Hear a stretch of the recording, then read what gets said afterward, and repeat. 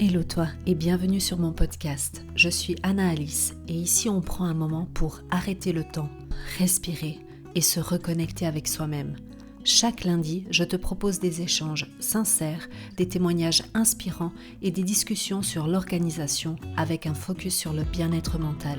C'est ton espace pour faire une pause, prendre une bouffée d'air frais et trouver des clés pour avancer avec confiance. Alors, installe-toi confortablement et rejoins-moi pour ce moment de partage. Bon, et bien aujourd'hui, je t'avoue que je suis impatiente de tourner cet épisode de podcast parce que le sujet me passionne. Et le sujet, c'est le désordre. Bon, petit flashback sur le désordre. Parce que si tu sais, je ne sais pas si tu sais, mais j'ai une chaîne YouTube où je partage des conseils, des astuces, des choses que j'ai expérimentées aussi, comme des appareils électroménagers, etc., où je fais mes petits tests et puis je partage mes conseils, ce que j'ai moi testé et puis que je trouve que ça fonctionne.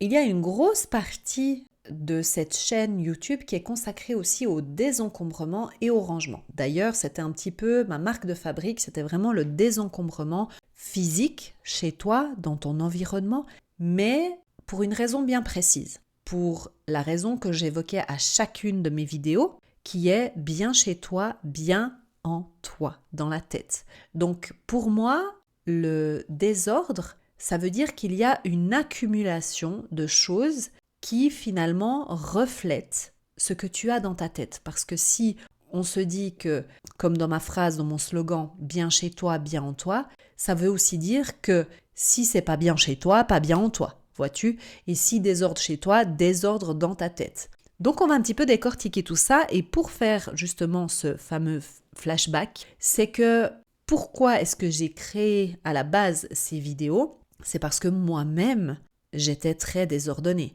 Et je dis j'étais et j'ai un peu hésité parce que en réalité, je suis toujours désordonnée en quelque sorte. Mais je suis une désordonnée qui connaît comment vite se réorganiser, si tu veux, parce que justement, j'ai mis en place certaines techniques, certaines choses, et avec l'habitude, finalement, j'arrive à très rapidement me réorganiser. J'ai un système derrière qui fait que même si je me désorganise, je pourrais très rapidement retomber sur mes pattes. Et c'est finalement un peu ça qu'on recherche, c'est de pouvoir rebondir rapidement. C'est pas de, entre guillemets, dire que c'est bien ou pas bien, c'est juste de se dire que notre environnement, s'il est rangé, on sera aussi plus apaisé. Et c'est ce qu'on va voir dans cet épisode de podcast. D'ailleurs, à ce propos, je profite de mentionner ici une vidéo que j'avais tournée sur ma chaîne YouTube il y a déjà quelques temps en arrière, mais qui est hyper importante par rapport à ce qu'on va parler aujourd'hui.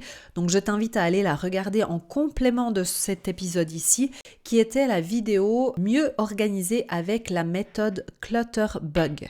Donc je mettrai en barre d'infos le lien où tu pourras cliquer pour aller directement voir cette vidéo parce que tu verras qu'elle sera vraiment importante pour notre sujet d'aujourd'hui parce que justement, elle t'apprend à mieux te connaître et surtout à connaître quelle est ta méthode d'organisation. Parce que oui, on n'a pas tous et toutes la même façon de s'organiser. Et c'est pour ça que si on est en couple, ou en tout cas qu'on vit avec plusieurs personnes sous le même toit, qu'on va se dire « Ah là là, mais cette personne est bordélique » ou « Cette personne ne sait pas s'organiser » ou etc. etc. Mais c'est que simplement, on n'a pas la même façon de s'organiser. Notamment, certaines personnes vont avoir besoin de voir les choses pour s'en rappeler, donc de voir les objets concrètement.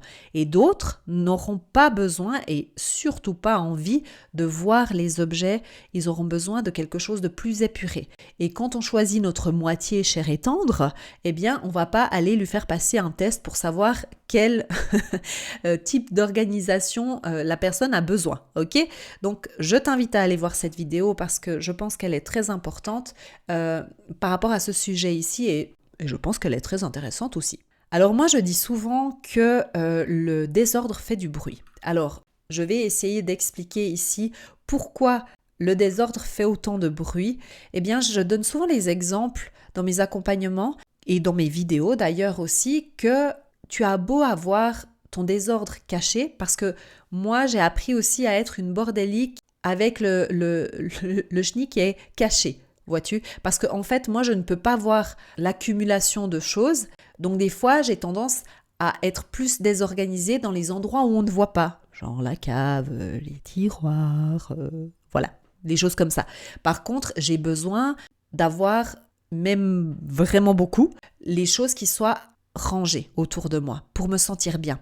Et il faut savoir que le désordre que tu as planqué, eh bien, il fait autant de bruit que celui que tu vois devant toi. Parce que inconsciemment, toi, même si tu ne le vois pas, on va dire, avec tes yeux, tu sais qu'il est là. Et c'est comme si à chaque fois que tu passais devant cette armoire où tu as planqué des choses, eh bien, tu avais le désordre qui te dit « je suis là, ouh ». Vois-tu ? C'est la voix un petit peu du désordre. Si jamais tu ne connais pas, c'est cette petite voix que le désordre a. Donc le désordre n'est pas neutre. Il envoie un message à ton cerveau en permanence. Il va te dire par exemple « regarde tout ce que tu n'as pas fait » ou bien « tu n'y arrives pas, tu es dépassé » ou alors « c'est un chaos et tu ne sais même pas par où commencer ». Voilà, ça c'est ce que te dit ton désordre. Donc il fait du bruit, il n'est pas silencieux. Parce que s'il était silencieux, peut-être qu'effectivement on pourrait vivre avec plus de désordre. Et même quand les personnes me disent « oui mais moi, mon désordre c'est un désordre organisé », eh bien j'ai envie de te dire que oui peut-être qu'il est organisé.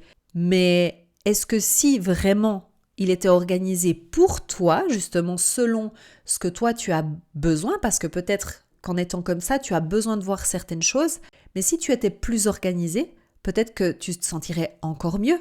Moi je dis oui, on peut effectivement se retrouver dans un désordre, notamment surtout quand on voit des bureaux avec plein de papiers puis les gens arrivent à s'y retrouver, bien évidemment.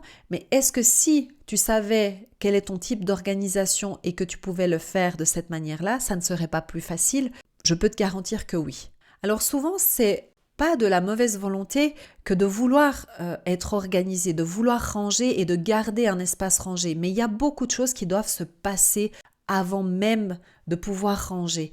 Et il y a des étapes aussi par lesquelles on doit passer avant de pouvoir ne serait-ce même que ranger. Quand on commence vraiment un travail pour mettre en place une routine, par exemple ménage, eh bien moi, ma routine ménage, elle est divisée en 3 parties.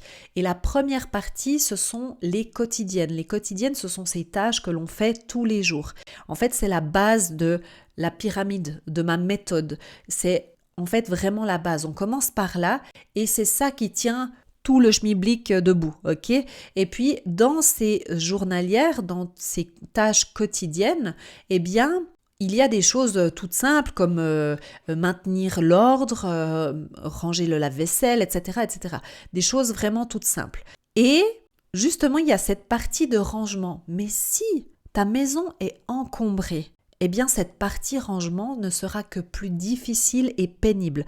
Parce que imaginons la scène, tu as envie de ranger un objet, tu vas pour le mettre quelque part, mais où va cet objet? Est-ce que tu sais où est-ce que tu dois le ranger? Si la réponse est oui, c'est très bien. Deuxième chose, est-ce qu'il y a de la place à l'endroit où tu devais aller le ranger? Si la réponse est oui, très bien. Oups, pardon. Nous revenons après cette petite interruption. Si la réponse est non, eh bien tu devras faire de la place à cet endroit pour ranger l'objet. Et c'est ça en fait le problème, c'est que c'est pas tant de vouloir ranger, le problème c'est que si tu n'as pas de place pour le ranger ou si tu ne sais pas où le ranger, eh bien tu ne pourras tout simplement pas le ranger, tu auras plus tendance à le laisser traîner. Donc en résumé, tu ne peux pas ranger sans avoir désencombré, tout comme tu ne peux pas nettoyer sans avoir rangé et donc sans avoir désencombré. Tu comprends? Il y a vraiment un ordre précis à mettre en place pour que tout s'enchaîne et pour que tout soit plus facile. Mais bien évidemment que si tu te retrouves dans la situation où tu n'as pas désencombré, eh bien, depuis le départ, ça bloque. Donc, c'est pour ça que des fois, on a un espace qui est encombré. Donc, pour en revenir au blocage qui t'empêche d'avoir un espace rangé, eh bien, j'ai juste 2 exemples pour que certainement tu pourras te reconnaître. C'est que le problème, des fois, on essaye et puis ça ne tient pas sur la durée. En fait, on essaie de mettre en place les choses, de ranger et puis finalement, 5 minutes après, dès que les enfants sont revenus, eh bien, c'est fini, tout est en bazar de nouveau. Et ça, c'est problématique parce que finalement, on se décourage et on n'a plus envie de ranger ses affaires. Là, en l'occurrence, c'est simplement parce que tu n'as peut-être pas le bon système, parce que peut-être c'est trop compliqué aussi. Quand on parle des jouets des enfants, je vois très souvent chez des clientes où c'est tellement compliqué, même déjà pour un adulte, d'aller ranger ses jouets, qu'on ne peut pas demander à un enfant d'aller enlever la boîte, enlever le couvercle derrière l'autre boîte. Non, c'est pas possible. En fait, il faut que ça soit facile. Alors, c'est vrai qu'il faut vraiment tenir compte de tous ces paramètres. Donc les deux principaux blocages que moi je vois, c'est effectivement le fait de ne pas avoir cette notion d'ordre, de priorité des choses, c'est-à-dire désencombrement, rangement et ensuite nettoyage, qui finalement vont t'empêcher de garder un espace rangé parce que le système n'est pas en place. Et puis le fait effectivement de se décourager parce que quand on n'a pas le bon système, eh bien ça ne tient pas. Et aussi une chose que j'aimerais rajouter, c'est que, alors moi j'en ai parlé un petit peu une ou deux fois sur ma chaîne YouTube, de la méthode, d'une des méthodes, parce qu'en fait il en existe plein, mais qui a été très connue, c'est la méthode Marie Kondo. Alors si jamais ça se dit Marie Kondo apparemment, Marie Kondo, avec la méthode KonMari. Je ne dis pas que c'est bien ou que ce n'est pas bien, mais en tout cas, ce que ça a véhiculé comme message souvent, parce que je l'ai entendu maintes et maintes fois, c'est que finalement, tout le monde devrait ranger de cette manière-là. Tout le monde devrait plier ses petits vêtements, ses petites chaussettes, ses petites culottes de la même manière, dans des boîtes bien alignées par ordre de couleur, et puis je ne sais pas quoi et je ne sais pas quoi. Non, la réponse est autant simple que ça. Non, on n'a pas le même système d'organisation, pas tout le monde a le même système. Donc il faut déjà tester des choses pour voir ce qui te convient, mais aussi le problème avec ça, c'est que, et c'est très bien de le tester à petite mesure, c'est pour ça qu'à chaque fois que je faisais une vidéo d'organisation, je conseillais de prendre des boîtes, mais de prendre genre des boîtes à chaussures, pas d'aller acheter 45 boîtes pour te rendre compte après que ce n'était pas une méthode pour toi et finalement tu te retrouves avec 45 boîtes en plus à stocker. Donc l'idée c'est vraiment de voir si cette méthode te convient, mais en tout cas pas de plonger tête baissée en se disant c'est comme ça qu'on voit sur Instagram, des magnifiques rangements, tout beau, ouverts. Moi j'ai des... Ok, alors une vérité, hein. Les dressings, là, les armoires ouvertes où tu peux rentrer comme ça, c'est magnifique en photo, ok?